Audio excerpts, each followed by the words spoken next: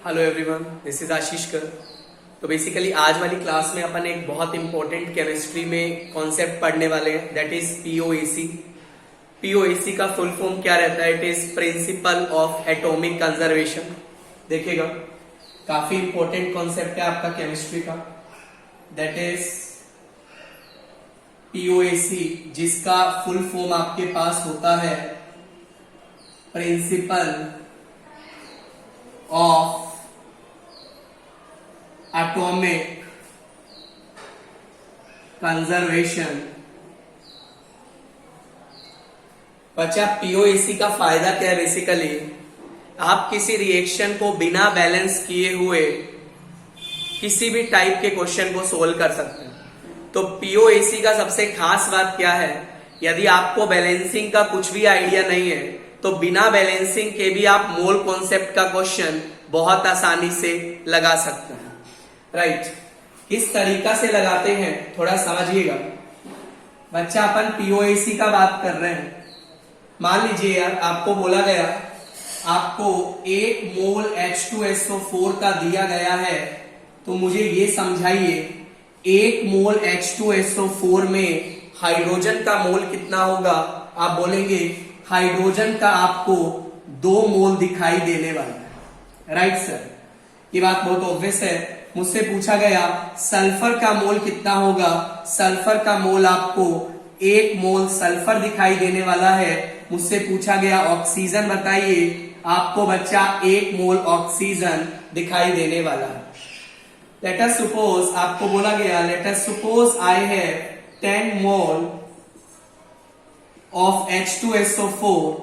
बच्चा, 10 मोल H2SO4 में मुझे बताइए हाइड्रोजन का मोल कितना होगा?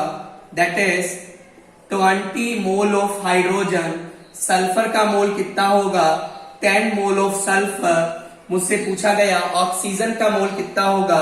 That is 40 mole of oxygen.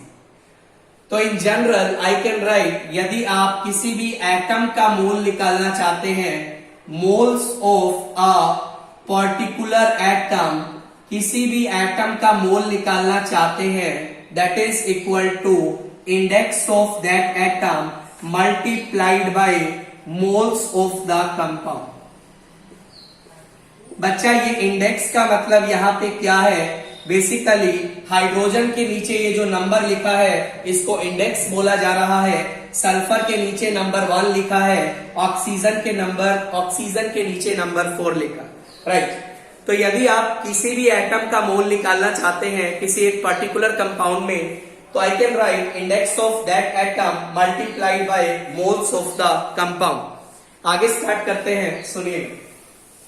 मान लो यार, मान लीजिए आपसे पूछा गया let us suppose I have any compound AXBY। कोई भी आपको कंपाउंड दिया गया है, आपको बोला गया, सुनिएगा, कि can I right that is moles of A।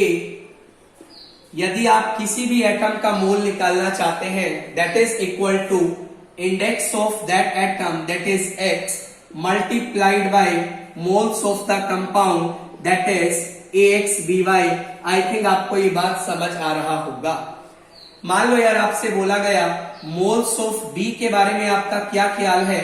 बच्चा, B के मोल्स को आप लिख सकते हैं, that is Y multiplied by moles of AXBY। I think आपको ये बात भी समझ आ रहा होगा। बच्चा, क्या करिए, पहले वाले फिगर को आप लोग Y से मल्टीप्लाई कर दीजिए, सेकंड वाले फिगर को आप लोग X से मल्टीप्लाई कर दीजिए, तो होगा क्या? बेसिकली राइट हैंड साइड दोनों केस में इक्वल हो जाएगा। तो what I can write, Y multiplied by moles of A that is equal to X multiplied by moles of B। इस तरीका से भी आप इसको लिख सकते हैं। मान लो यार, आपके पास एक कंपाउंड है Mg3N2। तो Mg3N2 में आप क्या कर सकते हैं? सुनिएगा, it is nothing to multiplied by moles of magnesium that is equal to 3 multiplied by moles of nitrogen। तो इस तरीका से आप इस चीज को फ्रेम कर सकते हैं। आगे देखिएगा, देखिए आप क्वेश्चन किस तरीके से सोल्व किया जाता है वो देखिएगा।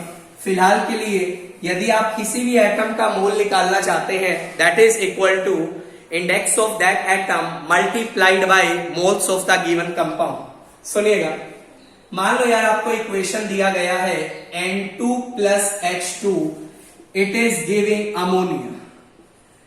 ध्यान से देखिए, बेसिकली जब भी अपन पीओएसी का बात करते हैं तो रिएक्शन बैलेंस करने का जरूरत नहीं पड़ता।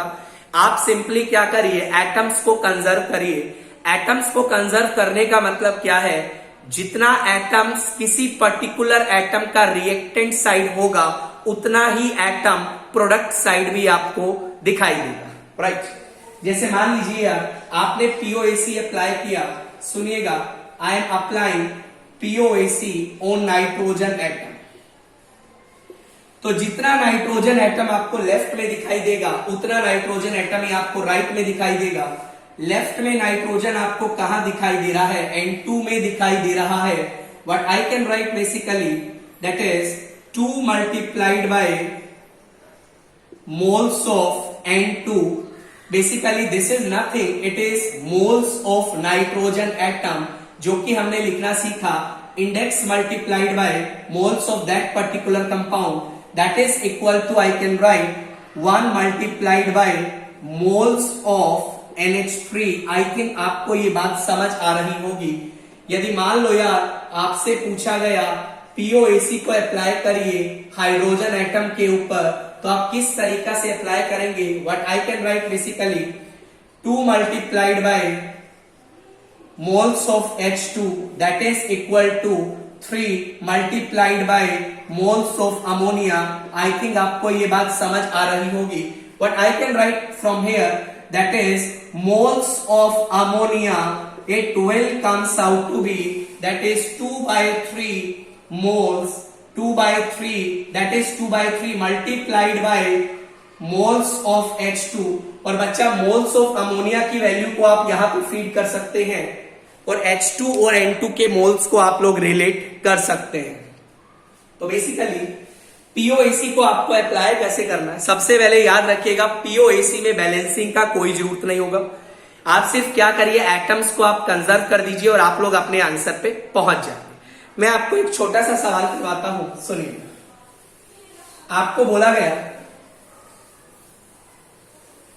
सुनिएगा, एक छोटा सा क्वेश्चन अपन डिस्कस करने वाले हैं, उस क्वेश्चन को देखिएगा।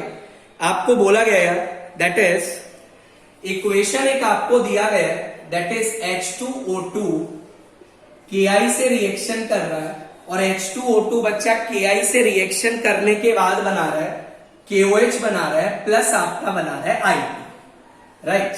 आपको बोला गया H2O2 के आपको 10 मोल प्रोवाइड किए गए हैं, H2O2 के आपको 10 मोल प्रोवाइड किए गए हैं, आपको निकालने हैं I2 के मोल कितने बने।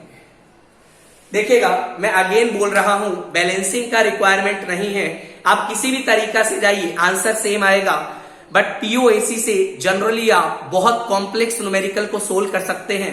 जैसे कि ये न्यूमेरिकल काफी इजी आपको दिखाई दे रहा है, आप बैलेंसिंग से भी सोल्व कर सकते हैं, बट हम लोग किससे सोल्व करेंगे, पीओएसी का हेल्प से सोल्व करने वाले हैं। सुनिएगा, मैंने क्या किया, सबसे पहले अप्लाई किया POAC on hydrogen atom.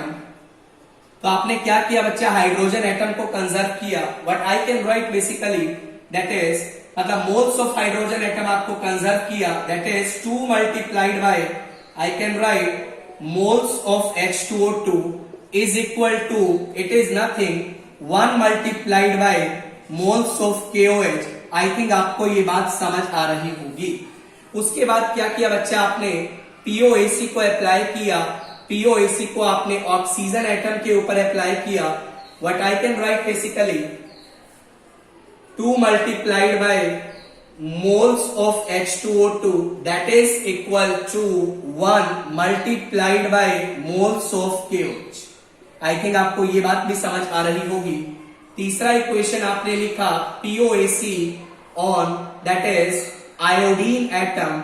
Iodine atom पे आपने पीओएसी अप्लाई किया। What I can write basically 1 multiplied by moles of Ki, that is equal to, I can write 2 multiplied by moles of I2. अपन ने अब क्या किया, POAC last बच गया, POAC apply किया पोटाशियम एटम के ऊपर. What I can write basically 1 multiplied by moles of Ki, that is equal to 1 multiplied by moles of KOH. आपके पास ये 4 इक्वेशन आ गया है. This is equation 1, this is 2, this is 3, this is 4. बच्चा आपको H2O2 का मोल provide किया गया है और आपसे पूछा गया है I2 का मोल कितना आएगा. तो आप एक क्या काम करिए, H2O2 की वैल्यू को पहली इक्वेशन में फीड करिए तो KOH के मोल्स आ जाएंगे 20 मोल्स. आई थिंक आपको ये बात समझ आ रही होगी. I can write moles of KOH is equal to 20 moles आपके पास आ गए हैं. उसके बाद देखिएगा KOH के मोल से H2O2 दैट इज फाइन और Ki का मोल. तो Ki का मोल अपन कैसे निकाल सकते हैं, सुनिएगा ध्यान से. ऑक्सीजन एटम के ऊपर अपन ने POAC अप्लाई किया, KOH को Ki से. लास्ट इक्वेशन देखिए, KOH के मोल्स किसके बराबर है, Ki के. तो what I can write basically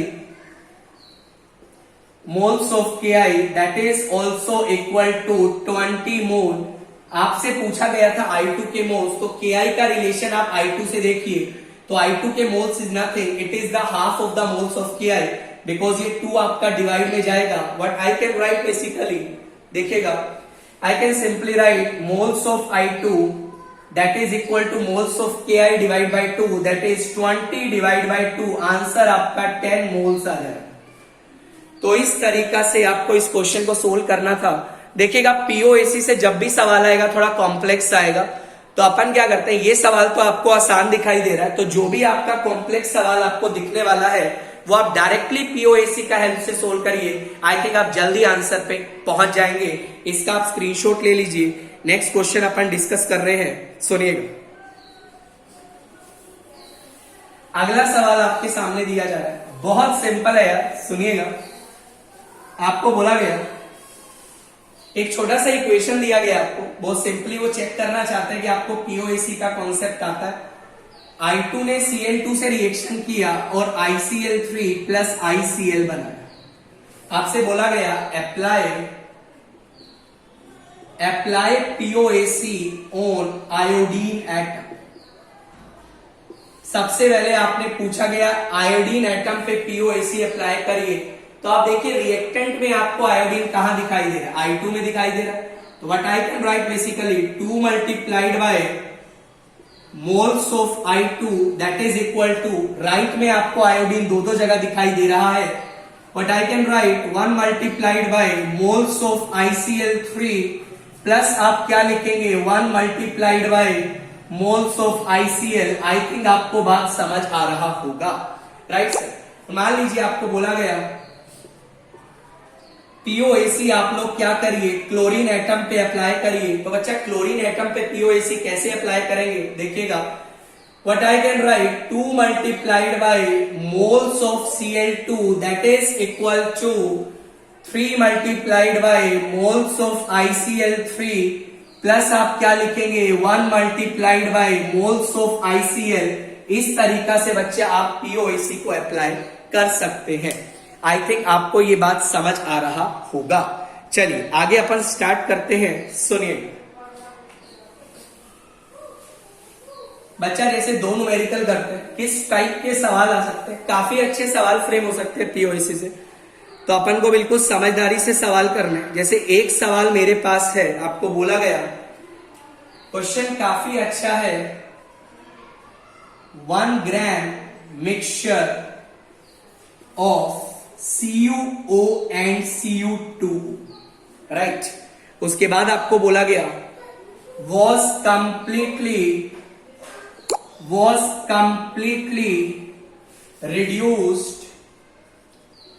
reduced into copper. सारा मिक्सचर कंप्लीटली किसमें रिड्यूस हो गया, कॉपर में. और आपको बोला गया मास ऑफ कॉपर ऑब्टेन बच्चा जो कॉपर का मास मिला that is how much 0.895 gram, this is given to you. तो आपसे बोला गया calculate the mass of Cu2O in the original mixture. तो ओरिजिनल मिक्सचर में आपको बताना है Cu2O का मास कितना हो। देखिएगा बच्चा, जैसे कि अपन जानते हैं बैलेंसिंग यदि आपको नहीं आता है या जो भी आपको कॉम्प्लेक्स न्यूमेरिकल दिखाई दे तो आप क्या करिएगा, डायरेक्टली उसको पीओएसी का हेल्प से सोल्व करिएगा। क्वेश्चन क्या बोला गया है, बच्चा एक बर्तन है, बर्तन में आपके पास CuO प्लस Cu2O का मिक्सचर है। इस सारे मिक्सचर को आपने कॉपर में रिड्यूस कर दिया और कॉपर का मास मिला 0.895 gram, this is given to you. और ये इनिशियल जो मिक्सचर है दैट इज 1 ग्राम। मान लो यार मैंने बोला ये मिक्सचर में x ग्राम है, तो डायरेक्टली आई कैन राइट ये जो मिक्सचर में होगा दिस इज हाउ मच, ये आपका 1 माइनस x ग्राम होगा, इसको आपने x ग्राम माना। आई थिंक आपको ये बात समझ आ रहा होगा।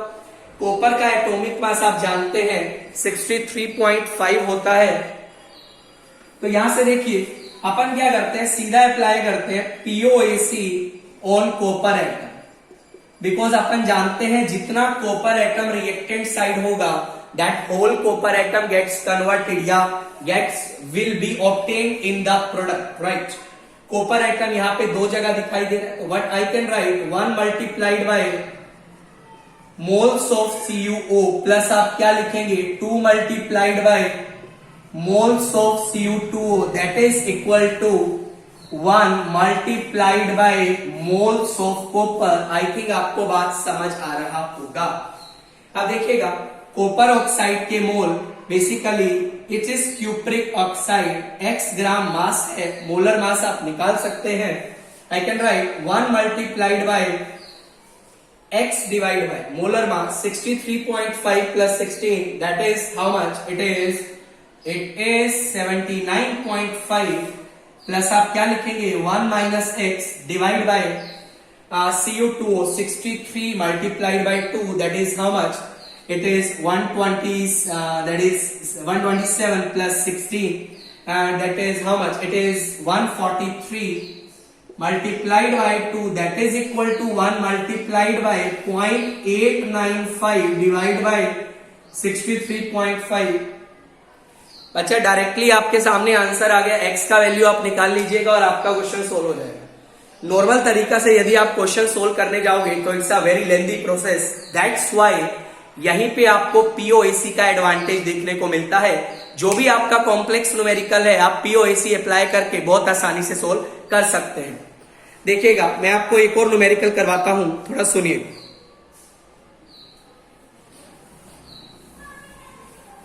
सुनिएगा ध्यान से। आपको क्वेश्चन क्या बोला गया है, क्वेश्चन आपको बोला गया है a mixture of FeO and Fe3O4। एक मिक्सचर आपको दिया गया है, when heated in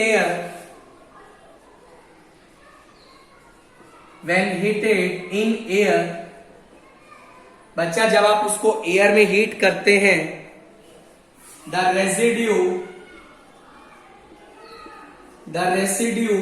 was found to gain 5%। Residue का मास 5% इंक्रीज कर जाता है by weight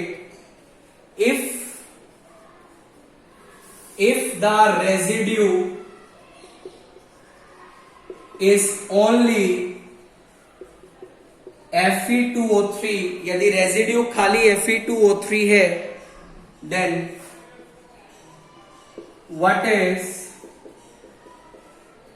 what is the amount of